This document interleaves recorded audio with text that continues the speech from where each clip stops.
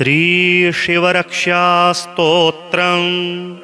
ओम अस्य श्री शिवरक्षा स्तोत्र मंत्रस्य याज्ञवल्क्य ऋषिः श्री सदाशिवो देवता अनुष्टुप छन्दः श्री सदाशिव प्रीत्यर्थं शिवरक्षा स्तोत्र जपे विनियोगः।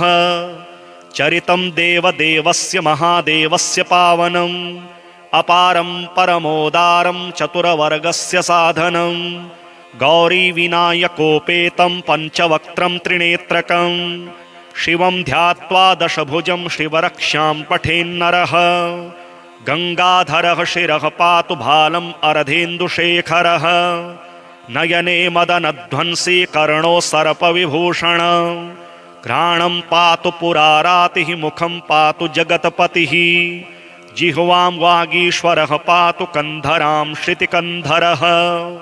श्रीकंठः पातु मे कंठं स्कंधौ विश्वधुरंधरः भुजौ भूभार संहरता करौ पातु पिनाकधृक् हृदयं शंकरः पातु जठरं गिरिजापतिः नाभिं मृत्युंजयः पातु कटे व्याघ्राजिनाम्बरः सक्थिनी पातु दीनार्त शरणागतवत्सलः उरो महेश्वरः पातु जानुनी जगदीश्वरः जंघे पातु जगत्कर्ता गुल्फौ पातु गणाधिपः चरणौ करुणा सिन्धुः सर्वांगानि सदाशिवः। एतां शिवबलोपेतां रक्षां यः सुकृते पठेत् स भुक्त्वा सकलान् कामान् शिवसायुज्यमाप्नुयात्। ग्रहभूता पिशाचाद्यास्त्रैलोक्ये विचरन्ति ये दूरादाशु पलायन्ते शिवनामाभिरक्षणात्। अभयङ्करनामेदं कवचं पार्वतीपतेः भक्त्या बिभर्ति यः कण्ठे तस्य वश्यं जगत्त्रयम्। इमां नारायणः स्वप्ने शिवरक्षां यथा दिशत् प्रातरुत्थाय योगीन्द्रो याज्ञवल्क्यः तथा लिखत्। ओम अस्य श्री शिवरक्षा स्तोत्र मंत्रस्य याज्ञवल्क्य ऋषिः श्री सदाशिवो देवता अनुष्टुप छन्दः श्री सदाशिव प्रीत्यर्थं शिवरक्षा स्तोत्र जपे विनियोगः।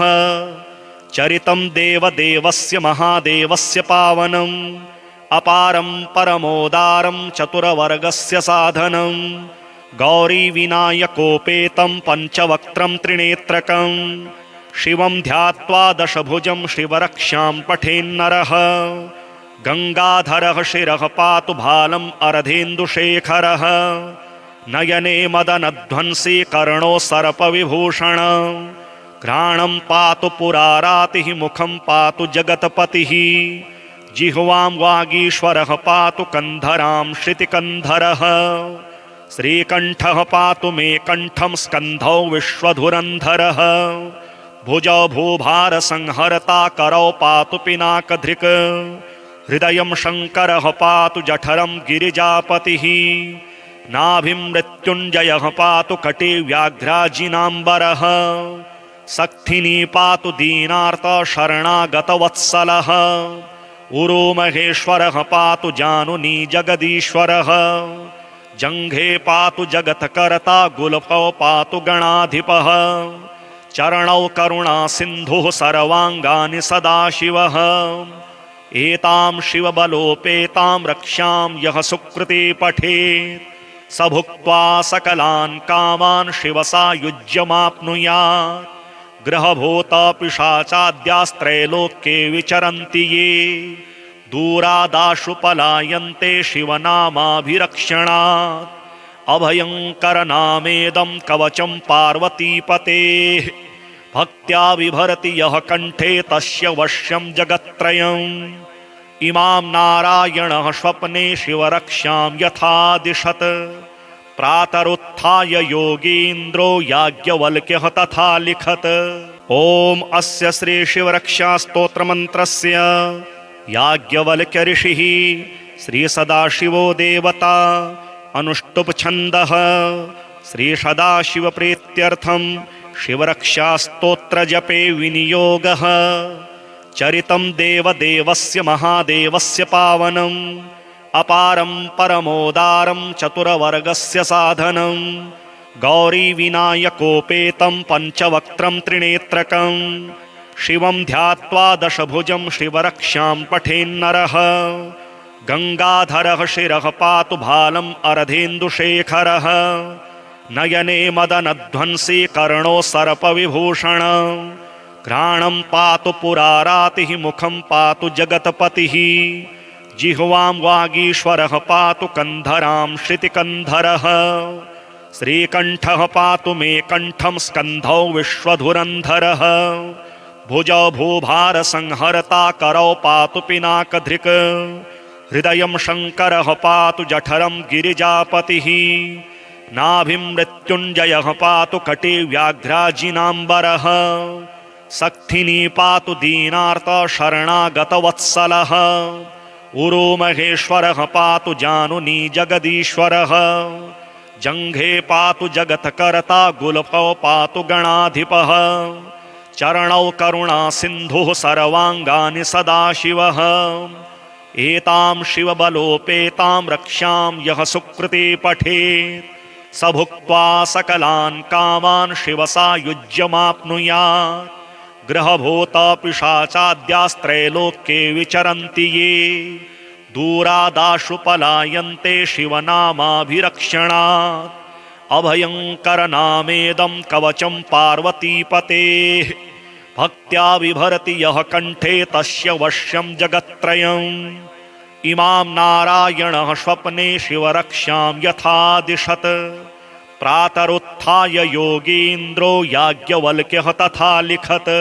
ॐ अस्य श्री शिवरक्षा स्तोत्रमन्त्रस्य याज्ञवल्क्य ऋषिः श्री सदाशिवो देवता अनुष्टुप् छन्दः श्री सदाशिव प्रीत्यर्थं शिवरक्षा स्तोत्र जपे विनियोगः चरितं देवदेवस्य महादेवस्य पावनम् अपारं परमोदारं चतुरवर्गस्य साधनं गौरीविनायकोपेतं पञ्चवक्त्रं त्रिनेत्रकं शिवं ध्यात्वा दशभुजं शिवरक्षां पठेन्नरः गंगाधरः शिरः पातु भालम् अर्धेन्दुशेखरः नयने मदनध्वंसी कर्णो सर्पविभूषण घ्राणं पातु पुरारातिः मुखं पातु जगत्पतिः जिह्वां वागीश्वरः पातु कन्धरां श्रुतिकन्धरः श्रीकण्ठः पातु मे कण्ठं स्कन्धौ विश्वधुरन्धरः भुजौ भूभारसंहर्ता करौ पातु पिनाकधृक् हृदयं शङ्करः पातु जठरं गिरिजापतिः नाभिं मृत्युञ्जयः पातु कटी व्याघ्राजिनाम्बरः सक्थिनी पातु दीनार्त शरणागतवत्सलः उरो महेश्वरः पातु जानुनी जगदीश्वरः जङ्घे पातु जगत्कर्ता गुल्फौ पातु गणाधिपः चरणौ करुणा सिन्धुः सर्वाङ्गानि सदाशिवः एतां शिवबलोपेतां रक्षां यः सुकृते पठेत् स भुक्त्वा सकलान् कामान् शिवसायुज्यमाप्नुयात् ग्रहभूतपिशाचाद्यास्त्रैलोक्ये विचरन्ति ये दूरादाशु पलायन्ते शिवनामाभिरक्षणात् अभयङ्करनामेदं कवचं पार्वतीपतेः भक्त्या बिभरति यः कण्ठे तस्य वश्यं जगत्त्रयम् इमां नारायणः स्वप्ने शिवरक्षां यथा दिशत् प्रातरुत्थाय योगीन्द्रो याज्ञवल्क्यः तथा लिखत्।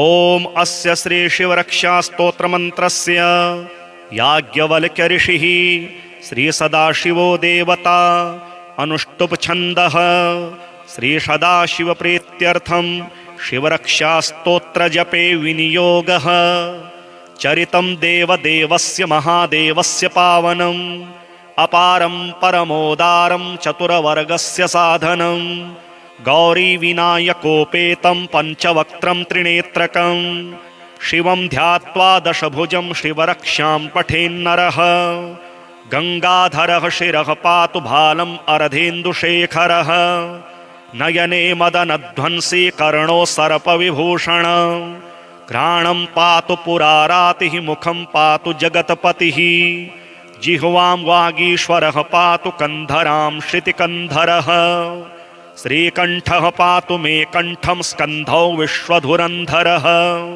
भुजौ भूभारसंहर्ता करौ पातु पिनाकधृक् हृदयं शङ्करः पातु जठरं गिरिजापतिः नाभिं मृत्युञ्जयः पातु कटे व्याघ्राजिनाम्बरः सक्थिनी पातु दीनार्त शरणागतवत्सलः उरो महेश्वरः पातु जानुनी जगदीश्वरः जङ्घे पातु जगत्कर्ता गुल्फौ पातु गणाधिपः चरणौ करुणा सिन्धुः सर्वाङ्गानि सदाशिवः एतां शिवबलोपेतां रक्षां यः सुकृते पठेत् स भुक्त्वा सकलान् कामान् शिवसायुज्यमाप्नुयात् ग्रहभूतपिशाचाद्यास्त्रैलोक्ये विचरन्ति ये दूरादाशु पलायन्ते शिवनामाभिरक्षणात् अभयङ्करनामेदं कवचं पार्वतीपतेः भक्त्या बिभर्ति यः कण्ठे तस्य वश्यं जगत्त्रयम्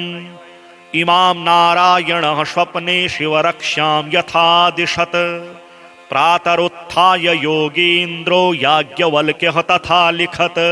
ॐ अस्य श्री शिवरक्षा स्तोत्रमन्त्रस्य याज्ञवल्क्य ऋषिः श्री सदाशिवो देवता अनुष्टुप छन्दः श्री सदाशिव प्रीत्यर्थं शिवरक्षा स्तोत्र जपे विनियोगः।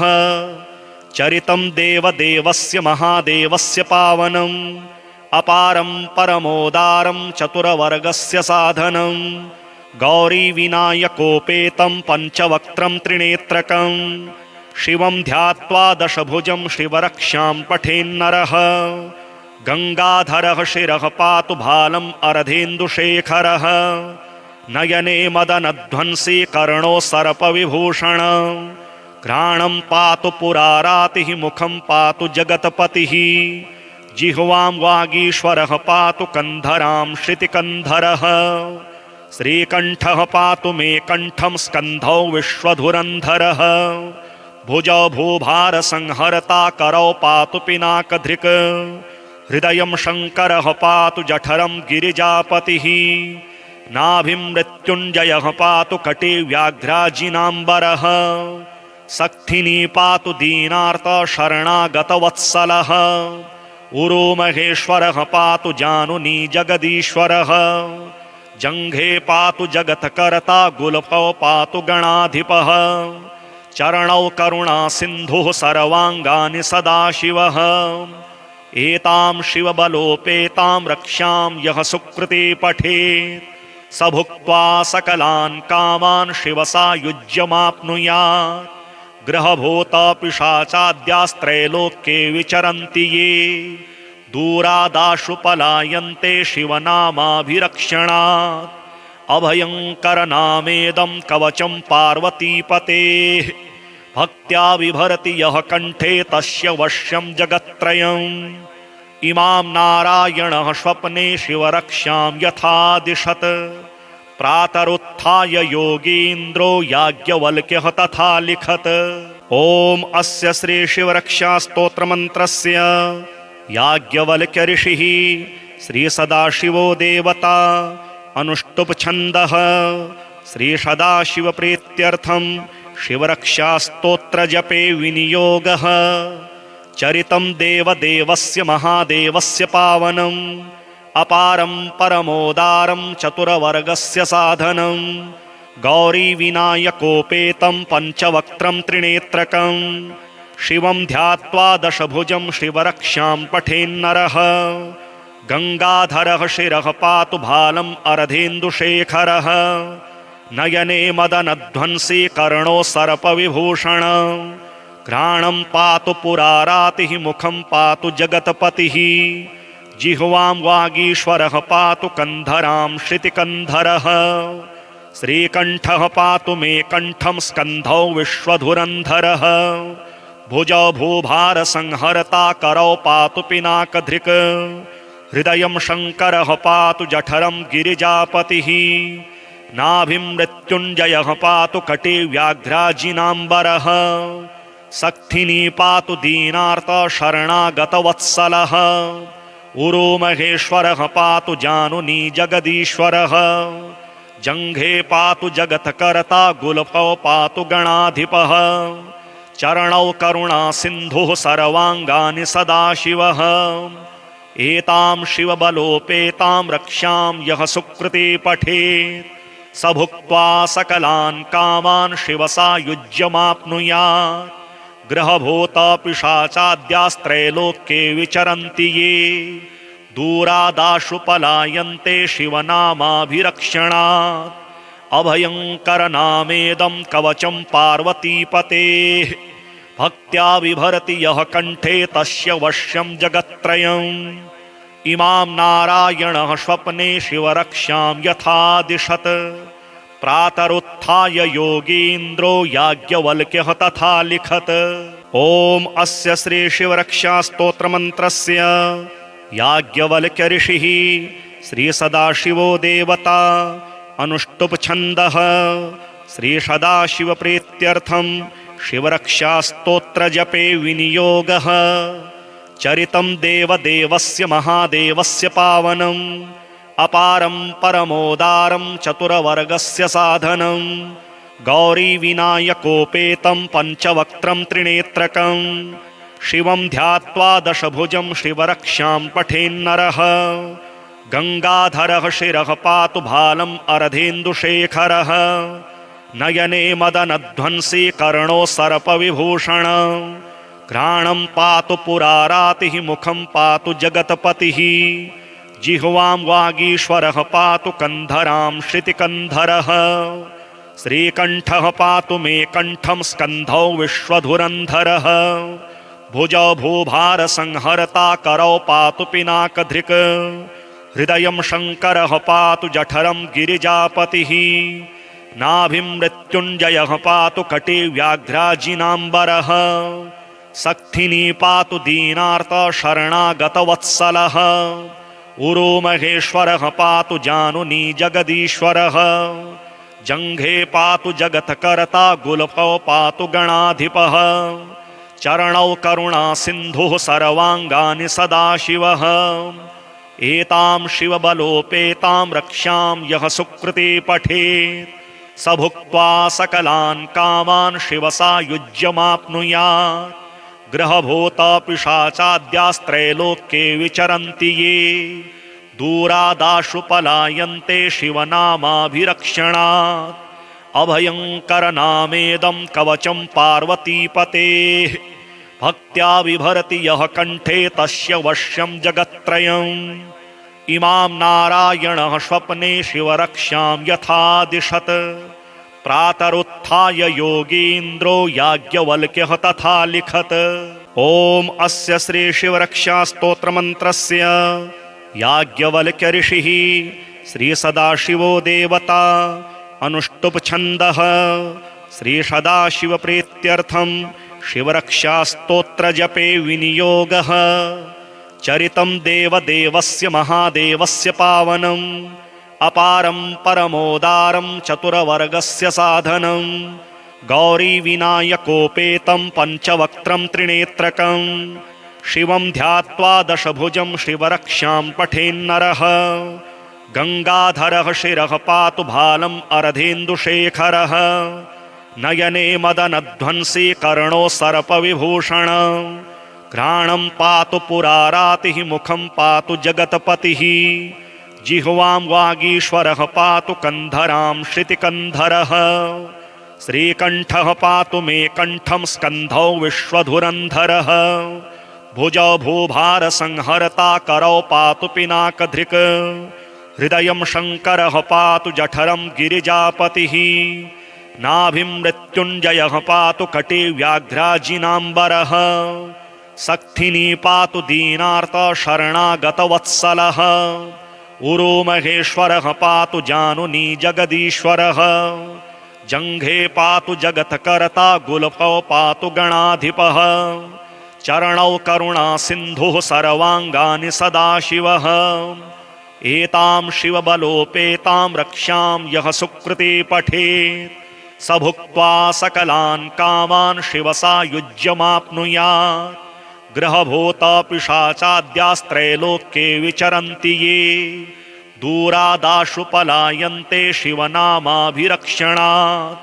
अभयङ्करनामेदं कवचं पार्वतीपतेः भक्त्या बिभर्ति यः कण्ठे तस्य वश्यं जगत्त्रयम्। इमां नारायणः स्वप्ने शिवरक्षां यथा दिशत् प्रातरुत्थाय योगीन्द्रो याज्ञवल्क्यः तथा लिखत्। ॐ अस्य श्री शिवरक्षा स्तोत्रमन्त्रस्य याज्ञवल्क्य ऋषिः श्री सदाशिवो देवता अनुष्टुप् छन्दः श्री सदाशिव प्रीत्यर्थं शिवरक्षा स्तोत्र जपे विनियोगः।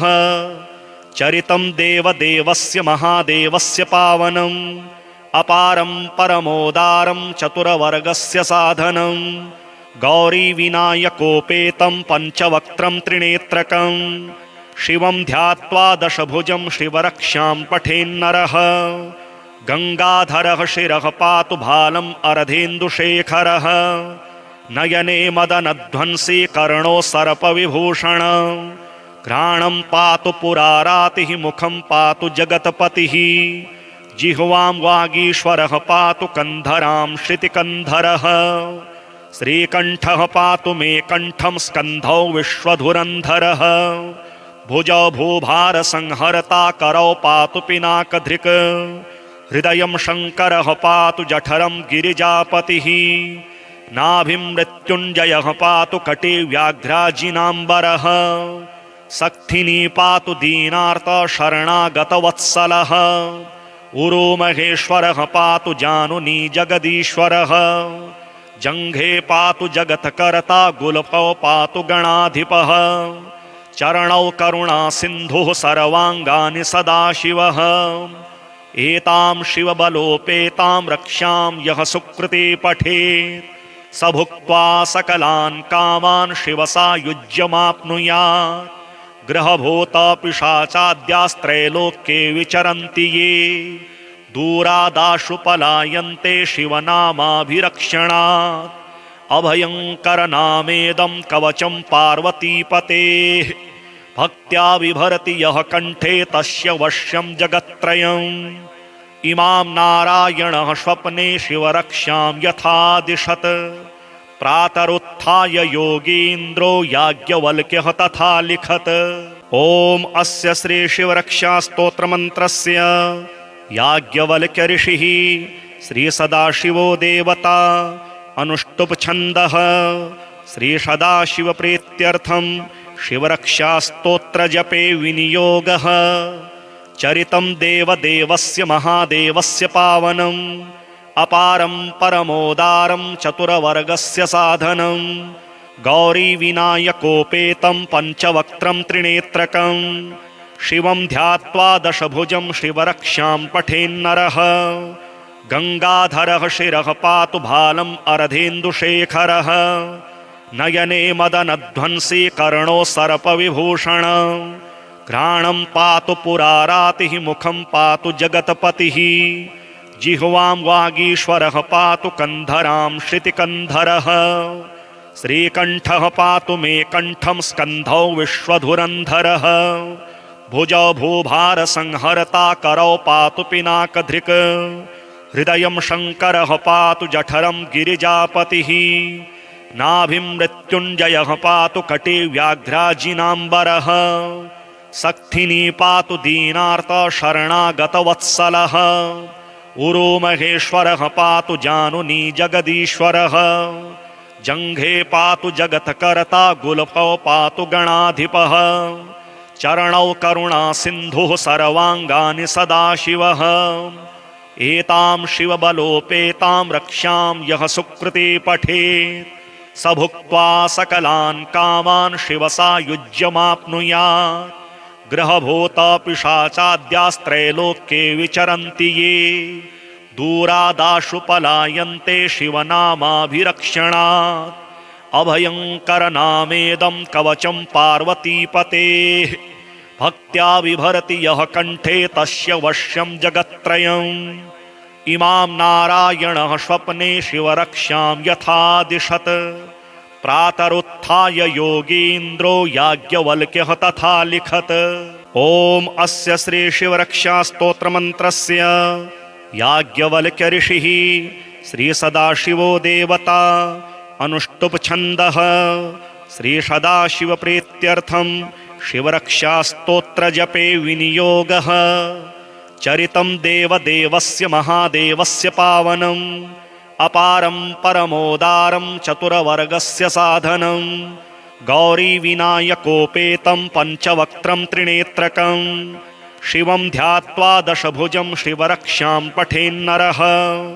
गङ्गाधरः शिरः पातु भालम् अर्धेन्दुशेखरः नयने मदनध्वंसी कर्णो सर्पविभूषण घ्राणं पातु पुरारातिः मुखं पातु जगत्पतिः जिह्वां वागीश्वरः पातु कन्धरां श्रुतिकन्धरः श्रीकण्ठः पातु मे कण्ठं स्कन्धौ विश्वधुरन्धरः भुजौ भूभारसंहरता करौ पातु पिनाकधृक् हृदयं शङ्करः पातु जठरं गिरिजापतिः नाभिं मृत्युञ्जयः पातु कटे व्याघ्राजिनाम्बरः सक्थिनी पातु दीनार्त शरणागतवत्सलः उरो महेश्वरः पातु जानुनी जगदीश्वरः जङ्घे पातु जगत्कर्ता गुल्फौ पातु गणाधिपः चरणौ करुणा सिन्धुः सर्वाङ्गानि सदाशिवः एतां शिवबलोपेतां रक्षां यः सुकृते पठेत्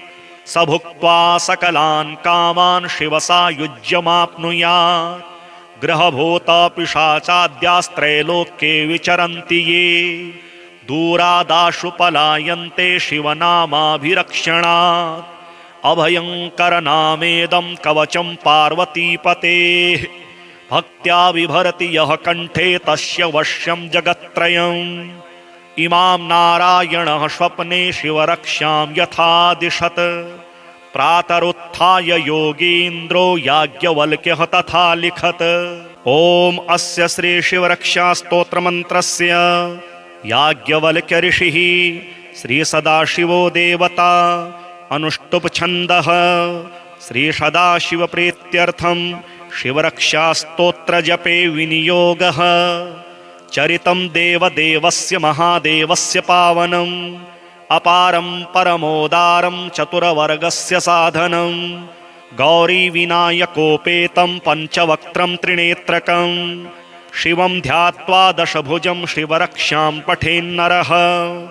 गङ्गाधरः शिरः पातु भालम् अर्धेन्दुशेखरः नयने मदनध्वंसी कर्णो सर्पविभूषण घ्राणं पातु पुरारातिः मुखं पातु जगत्पतिः जिह्वां वागीश्वरः पातु कन्धरां श्रुतिकन्धरः श्रीकण्ठः पातु मे कण्ठं स्कन्धौ विश्वधुरन्धरः भुजौ भूभारसंहरता करौ पातु पिनाकधृक् हृदयं शङ्करः पातु जठरं गिरिजापतिः नाभिं मृत्युञ्जयः पातु कटे व्याघ्राजिनाम्बरः सक्थिनी पातु दीनार्त शरणागतवत्सलः उरो महेश्वरः पातु जानुनी जगदीश्वरः जङ्घे पातु जगत्कर्ता गुल्फौ पातु गणाधिपः चरणौ करुणा सिन्धुः सर्वाङ्गानि सदाशिवः एतां शिवबलोपेतां रक्षां यः सुकृते पठेत् स भुक्त्वा सकलान् कामान् शिवसायुज्यमाप्नुयात्। ग्रहभूतपिशाचाद्यास्त्रैलोक्ये विचरन्ति ये दूरादाशु पलायन्ते शिवनामाभिरक्षणात्। अभयङ्करनामेदं कवचं पार्वतीपतेः भक्त्या बिभरति यः कण्ठे तस्य वश्यं जगत्त्रयम् इमां नारायणः स्वप्ने शिवरक्षां यथा दिशत् प्रातरुत्थाय योगीन्द्रो याज्ञवल्क्यः तथा लिखत्। ॐ अस्य श्री शिवरक्षा स्तोत्रमन्त्रस्य याज्ञवल्क्य ऋषिः श्री सदाशिवो देवता अनुष्टुप् छन्दः श्रीसदाशिवप्रीत्यर्थं शिवरक्षास्तोत्रजपे विनियोगः। चरितं देवदेवस्य महादेवस्य पावनम् अपारं परमोदारं चतुरवर्गस्य साधनं गौरीविनायकोपेतं पञ्चवक्त्रं त्रिनेत्रकं शिवं ध्यात्वा दशभुजं शिवरक्षां पठेन्नरः।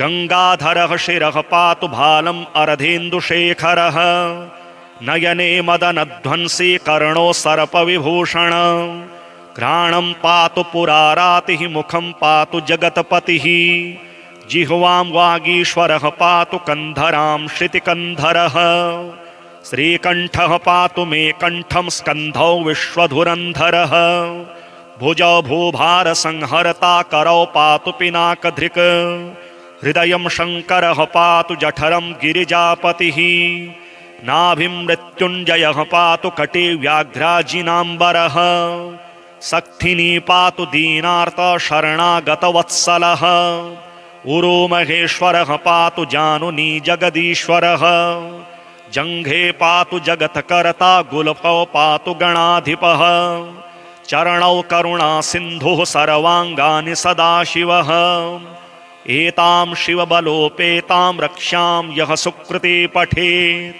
स भुक्त्वा सकलान् कामान् शिवसायुज्यमाप्नुयात् ग्रहभूतपिशाचाद्यास्त्रैलोक्ये विचरन्ति ये दूरादाशु पलायन्ते शिवनामाभिरक्षणात् अभयङ्करनामेदं कवचं पार्वतीपतेः भक्त्या बिभरति यः कण्ठे तस्य वश्यं जगत्त्रयम् इमां नारायणः स्वप्ने शिवरक्षां यथा दिशत् प्रातरुत्थाय योगीन्द्रो याज्ञवल्क्यः तथा लिखत्।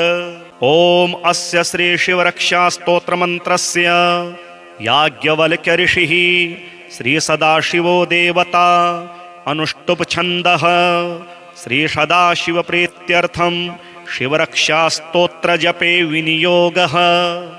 चरितं देवदेवस्य महादेवस्य पावनम् अपारं परमोदारं चतुरवर्गस्य साधनं गौरीविनायकोपेतं पञ्चवक्त्रं त्रिनेत्रकं शिवं ध्यात्वा दशभुजं शिवरक्षां पठेन्नरः।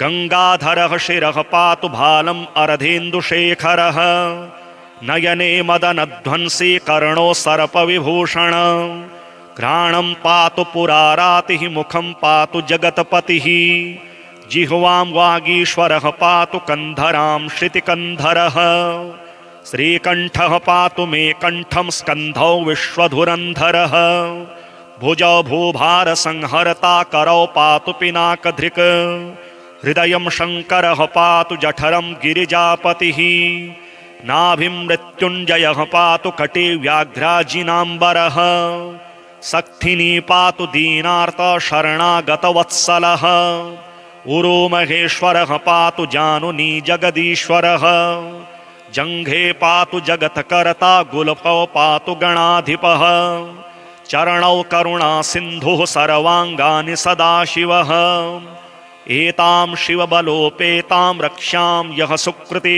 पठेत् स भुक्त्वा सकलान् कामान् शिवसायुज्यमाप्नुयात् ग्रहभूतपिशाचाद्यास्त्रैलोक्ये विचरन्ति ये दूरादाशु पलायन्ते शिवनामाभिरक्षणात् अभयङ्करनामेदं कवचं पार्वतीपतेः भक्त्या बिभरति यः कण्ठे तस्य वश्यं जगत्त्रयम् इमां नारायणः स्वप्ने शिवरक्षां यथा दिशत् प्रातरुत्थाय योगीन्द्रो याज्ञवल्क्यः तथा लिखत्। ॐ अस्य श्री शिवरक्षास्तोत्रमन्त्रस्य याज्ञवल्क्य ऋषिः श्री सदाशिवो देवता अनुष्टुप् छन्दः श्री सदाशिवप्रीत्यर्थं शिवरक्षास्तोत्रजपे विनियोगः। चरितं देवदेवस्य महादेवस्य पावनम् अपारं परमोदारं चतुरवर्गस्य साधनं गौरीविनायकोपेतं पञ्चवक्त्रं त्रिनेत्रकं शिवं ध्यात्वा दशभुजं शिवरक्षां पठेन्नरः। गंगाधरः शिरः पातु भालम् अर्धेन्दुशेखरः नयने मदनध्वंसी कर्णो सर्पविभूषण घ्राणं पातु पुरारातिः मुखं पातु जगत्पतिः जिह्वां वागीश्वरः पातु कन्धरां श्रुतिकन्धरः श्रीकण्ठः पातु मे कण्ठं स्कन्धौ विश्वधुरन्धरः भुजौ भूभारसंहर्ता करौ पातु पिनाकधृक् हृदयं शङ्करः पातु जठरं गिरिजापतिः नाभिं मृत्युञ्जयः पातु कटे व्याघ्राजिनाम्बरः सक्थिनी पातु दीनार्त शरणागतवत्सलः उरो महेश्वरः पातु जानुनी जगदीश्वरः जङ्घे पातु जगत्कर्ता गुल्फौ पातु गणाधिपः चरणौ करुणा सिन्धुः सर्वाङ्गानि सदाशिवः एतां शिवबलोपेतां रक्ष्यां यः सुकृते पठेत् स भुक्त्वा सकलान् कामान् शिवसायुज्यमाप्नुयात् ग्रहभूतपिशाचाद्यास्त्रैलोक्ये विचरन्ति ये दूरादाशु पलायन्ते शिवनामाभिरक्षणात् अभयङ्करनामेदं कवचं पार्वतीपतेः भक्त्या बिभर्ति यः कण्ठे तस्य वश्यं जगत्त्रयम् इमां नारायणः स्वप्ने शिवरक्षां यथा दिशत् प्रातरुत्थाय योगीन्द्रो याज्ञवल्क्यः तथा लिखत्।